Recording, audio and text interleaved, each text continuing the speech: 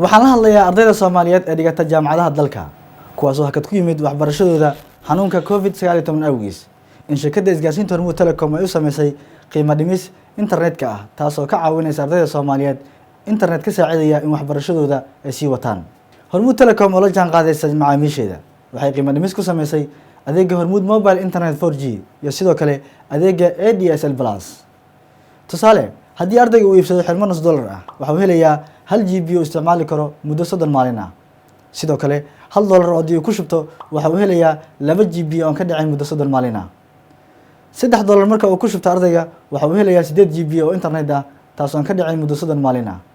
Halka marka uu iibsado $5 uu helayo 16 GB oo internet ah oo isticmaali karo muddo 30 maalin ah. Qiimo dhimista ayaa sidoo kale waxaa ka mid ah in adeegga ADSL Plus oo hore qiimihiisu ahaa $30 iminka laga dhigay $20 oo kaliya. taas oo ardayda Soomaaliyeed ka caawinaysa inay helaan internet qiimihiisu jaban yahay sidoo kalena xawaarihiisu aad u sareeyo. Hormuud ku dooro internet qiimihiisu jaban yahay sidoo kalena xawaarihiisu u sareeyo. Mahadsanid macmiil.